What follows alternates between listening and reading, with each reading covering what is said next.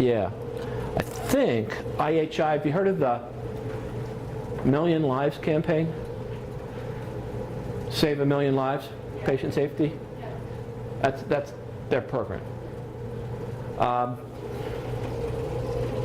That may be done, but what's a think tank?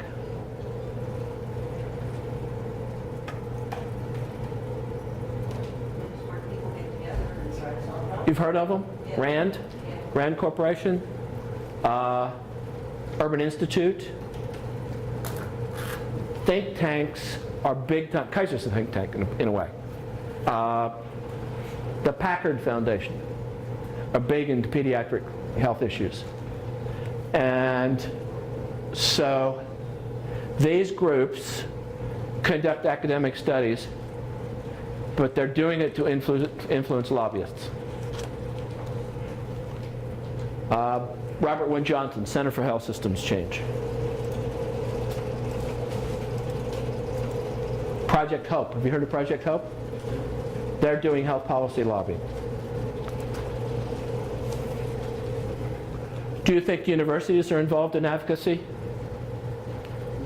Big time. With all the research that goes on, all the PR that goes on around it, universities are I claim, a way to make a public policy impact without getting your hands dirty. You don't have to bribe people. Do good research. Dartmouth. There is, put a couple pieces in your packet from Dartmouth. In fact, there's one end-of-life piece there that's really good. You ought to try to skim that at least. But the Dartmouth, what are they called? The Institute for Health Policy and Clinical Practice looks at physician practice patterns, look at the way that we treat. They came to the conclusion, by the way, from one of their studies. There are two famous studies, and I may have put them both in there. One concluded that we overtreat so much at end of life that we are affirmatively harming people's quality of life, that we overtreat. And they looked at the amounts of money that were spent during the last 2 years of life, state by state, and the differences are just huge. Iowa compared to California is just night and day different in terms of what we do. They also look at the number of doctors per population in various areas around the country, and because people are saying, well, there's a physician shortage. Well, and in some areas, there are 5 times more doctors than in other areas. Why is that? It may make no sense. So basically, if you're a university, through your research program, you can influence public policy. Does anybody listen to NPR? Do you remember the series they did on the doctors in Texas that were treating people much more heavily than other people in the country? On a per physician basis, they were getting something like 5 times more Medicare per patient in terms of treatment dollars.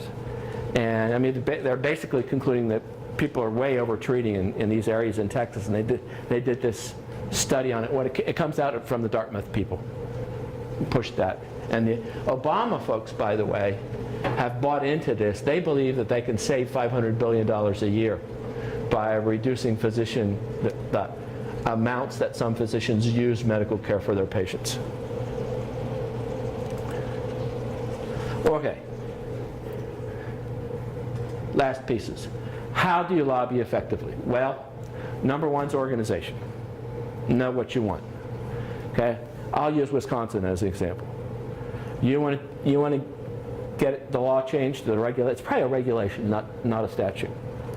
But you want to get it changed in Wisconsin so that a nurse practitioner with 5 years of experience can be medical director of a nursing home. It'd have to be federal, though. It's a federal law, it's a Medicare law. I didn't know that. Regulation, okay. So it'd be federal. Okay. So we'll do it federal. Okay. It was a little harder. Okay, because it's a little bigger.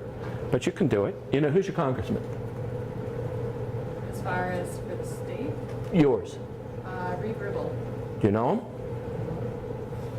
Okay? Does he have an office? Somewhere, probably at the Capitol. Okay? So, just thinking, okay? And I'll buy it that it's federal. So, get yourself some other nurse practitioners who are concerned about this issue. The group you talked about might be a real good one. Okay? Write yourself up a one-page white paper. Go in to see your congressman. Ask to see the aide. Hand them the white paper.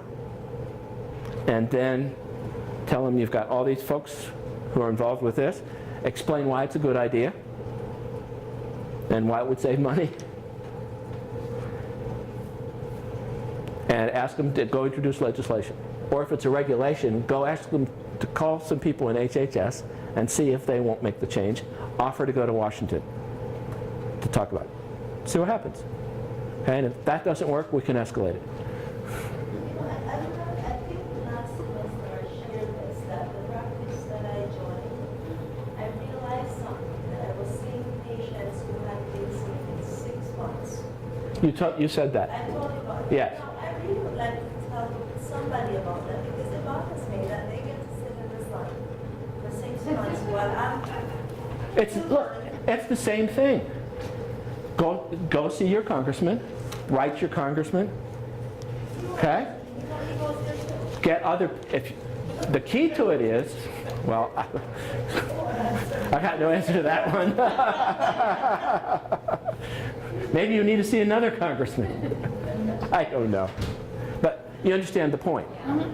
You know, if you get a group of people together, and a small group of people can be very effective. If you can communicate what you want very clearly, if people are willing to contribute money to the effort, then that's always a good one. Because you can use the money for advertising, you can use the money for travel. I mean, you can use money in a whole lot of ways. You can contribute money to Congress, people in Congress who are favorable to your cause. Knowing your mission is absolutely critical. It's why the for-profits have it so easy. The insurance companies know their mission. It's to make money. It's real easy. And legislation that will make them money they want, legislation that will cost them money they don't want. Healthcare quality gets pretty murky. And you're going to have to be able to deal with that issue. You're going to have to be able to prove that nurse practitioner, medical directors have just the same quality. And the doctors may say they don't.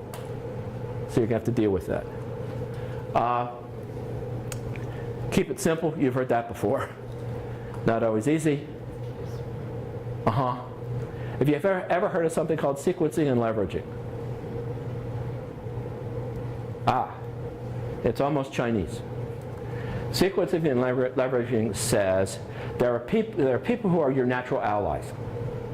If you can figure out who they are and get them in agreement with you and on board with you, then you go to other people who are less sympathetic, get them on board, and then the people who are opposed to you, if you've gathered enough support, they can't oppose you. So, okay, we've got this little simple issue. Who might help you with this, other than nurse practitioners, and why? Nursing association? Nursing home administration. Nurse, perfect. There you go. And they'll have an association, right? I would assume. If you can get them behind it, absolutely. I think we have a project. Well, I was going to say, I'll work on it in Pennsylvania because we have a strong lobbying group, Pennsylvania Coalition of Nurse Practitioners. They're constantly going to Harrisburg. Perfect. I'm Perfect. always getting emails from them. Perfect. So we'll do a double-pronged approach. Okay. You guys need to take on subsidies for DMP tuition. Yes. You guys can do that. You can write a cost benefit study on that, because we got shortages of primary care providers. How much would a nurse practitioner clinic with 3 nurse practitioners bill a year. DMPs, independent. Okay? 3 million? If you bring $3 million new dollars into your area, economic multiplier effects say that's worth probably $6.5 billion or $1 million to the economy. Because it multiplies. When you bring in new money, the people you employ, right, get revenue. They spend the money in the community. And the people they spend with spend. So it all multiplies. The HAP has an economic impact on its website, or at least they had at one point, showing how much Pennsylvania hospitals contribute to the Pennsylvania economy. So your pitch is that if we put another 100 DMPs a year into this economy, that we can improve the economy of the state by a certain amount, and I can help you do the numbers. Yes. Okay? All right. That's your pitch. Okay. Do we need to wait until we're DNPs before we attack this? Because right now we're not DNPs. No, No. it doesn't even have to be DMPs. I mean, you could do nurse practitioners with it. Right. Yeah, because I was thinking that. Okay. Because nurse, yeah. It's broader, it's better. Right. Do both. Right. People know there's going to be shortages. Right? And the question is, why should we spend the money? Because it's going to come back 2 ways. You're going to treat people who can't get care, and nurse practitioners are an economic engine. Okay? So, sequencing and leveraging, go get your allies, roll over your enemies, which may well be the medical society. Bus is probably out there. Do something.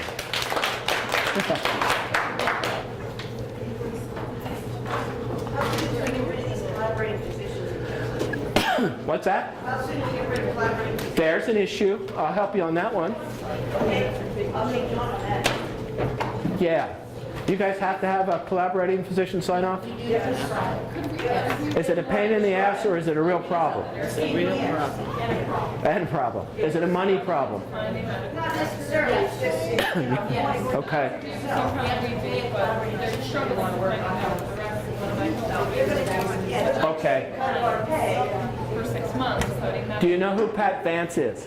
Yeah, I would say so. Perfect. Yeah, she's a nurse. And she's a state senator. Better. You know what you're doing. Yes. You could give this lecture. No. Go see her. Go see her aide. Yeah, because if we want to open our own practice, you got to give a cut of the pie to this collaborating physician, just to use their, Go see her aide.